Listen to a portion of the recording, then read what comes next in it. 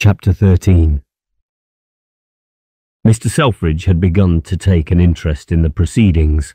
As the two men passed out, he arose and asked, "Have you reached a settlement, Mr. Meyer? Will the insurance be paid?"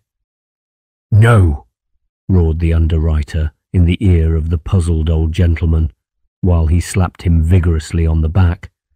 "It will not be paid. You or I must have been ruined, Mr. Selfridge, and it has settled on you. I do not pay the Titan's insurance, nor will the other insurers. On the contrary, as the collision clause in the policy is void with the rest, your company must reimburse me for their insurance, which I must pay to the Royal Age owners. That is, unless our good friend here, Mr. Rowland, who was on the lookout at the time, will swear that her lights were out." "Not at all," said Rowland. "Her lights were burning. Look to the old gentleman," he exclaimed. "Look out for him. Catch him."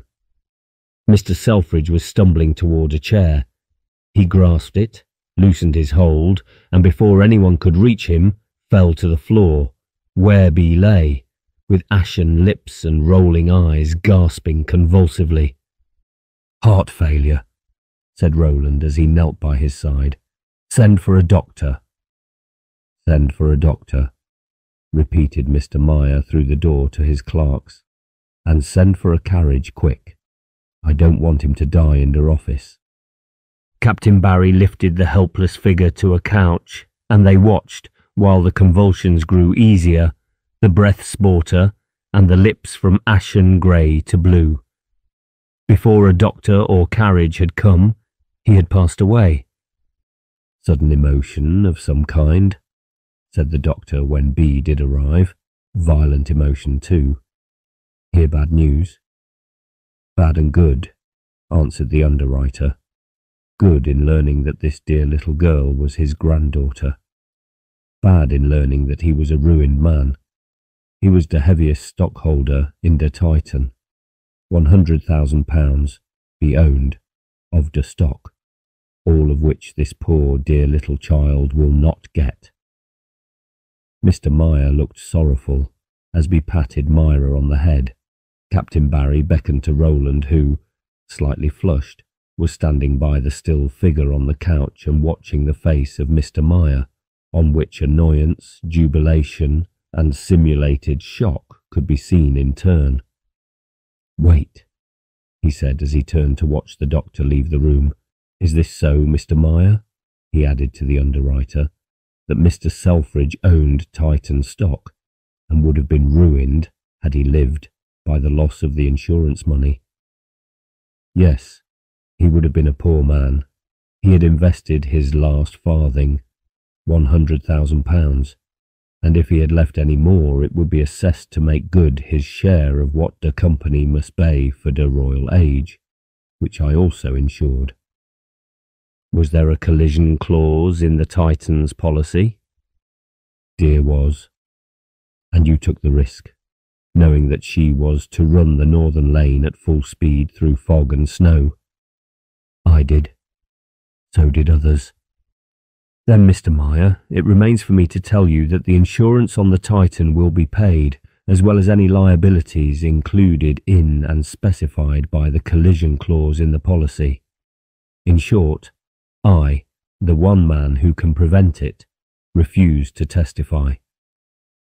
"Verbatim?" Mr. Meyer grasped the back of a chair and, leaning over it, stared at Rowland. "You will not testify?" "Vubat, you mean?" "What I said, and I do not feel called upon to give you my reasons, Mr. Meyer." "My good friend," said the underwriter, advancing with outstretched hands to Rowland, who backed away and, taking Myra by the hand, moved towards the door. Mr. Meyer sprang ahead, locked it and removed the key and faced them. "Oh, mein gut Gott!" he shouted, relapsing in his excitement into the more pronounced dialect of his race. "What I do to you, hey? Why you go pack on me, hey? Have I not paid a doctor's bill? Have I not pay for the carriage? Have I not treat you like one gentleman? Have I not, hey?"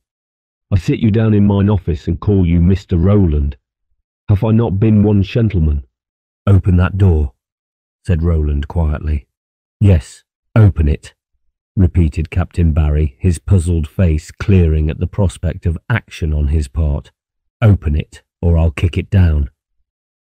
But you, mine friend, heard der admission of der Captain, of der drugging. One gut witness will do, two is better, but you will swear, mine friend, you will not ruin me. I stand by Rowland, said the captain grimly. I don't remember what was said. Anyhow, got a blame bad memory. Get away from that door. Grievous lamentation, weepings and wailings, and the most genuine gnashing of teeth, interspersed with the feebler cries of the frightened Myra, and punctuated by terse commands in regard to the door, filled that private office, to the wonder of the clerks without, and ended, at last, with the crashing of the door from its hinges. Captain Barry, Rowland, and Myra, followed by a parting, heart-born malediction from the agitated underwriter, left the office and reached the street. The carriage that had brought them was still waiting. "Settle inside," called the captain to the driver. "We'll take another." Around the first corner they found a cab, which they entered, Captain Barry giving the driver the directions. Bark Peerless, East India Dock. "I think I understand the game, Rowland," he said as they started. "You don't want to break this child." "That's it," answered Rowland weakly as he leaned back on the cushion, faint from the excitement of the last few moments. "And as for the right or wrong of the position I am in, why, we must go farther back for it than the question of lookouts." The cause of the wreck was full speed in a fog. All hands on lookout could not have seen that berg. The underwriters knew the speed and took the risk. Let them pay. "Right, and I'm with you on it. But you must get out of the country. I don't know the law on the matter, but they may compel you to testify. You can't ship for the mast again. That's settled. But you can have a berth mate with me as long as I sail a spip, if you'll take it, and you're to make my cabin your home as long as you like. Remember that. Still, I know you want to get across with the kid, and if you stay around until I sail, it may be months before you get to New York, with the chance of losing her by getting foul of English law. But just leave it to me. There are powerful interests at stake in regard to this matter." What Captain Barry had in mind, Rowland was too weak to inquire. On their arrival at the Bark B was assisted by his friend to a couch in the cabin, where be spent the rest of the day, unable to leave it. Meanwhile, Captain Barry had gone ashore again. Returning towards evening, he said to the man on the couch, "I've got your pay, Rowland, and signed a receipt for it to that attorney. He paid it out of his own pocket. You could have worked that company for 50,000 or more, but I knew you wouldn't touch their money, and so only struck him for your wages. You're entitled to a month's pay. Here it is. American money, about 17. He gave Rowland a roll of bills. "Now here's something else, Rowland," he continued, producing an envelope. "In consideration of the fact that you lost all your clothes and later, your arm, through the carelessness of the company's officers, Mr. Thompson offers you this." Rowland opened the envelope. In it were 2 first cabin tickets from Liverpool to New York. Flushing hotly, he said bitterly, "It seems that I'm not to escape it after all." "Take 'em, old man. Take 'em. In fact, I took 'em for you, and you and the kid are booked, and I made Thompson agree to settle your doctor's bill and expenses with that Sheeny. 'Tisn't bribery. I'd heal you myself for the run over, but hang it, you'll take nothing from me. You've got to get the young Yun over. You're the only one to do it. The old gentleman was an American, alone here, hadn't even a lawyer that I could find. The boat sails in the morning and the night train leaves in 2 hours. Think of that, mother. Roland. Why, man, I'd travel round the world to stand in your shoes when you hand Myra over. I've got a child of my own. The captain's eyes were winking hard and fast, and Roland's were shining. Yes, I'll take the passage, he said with a smile. I accept the bribe.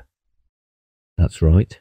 You'll be strong and healthy when you land, and when that mother's through thanking you, and you have to think of yourself, remember, I want a mate, and we'll be here a month before sailing.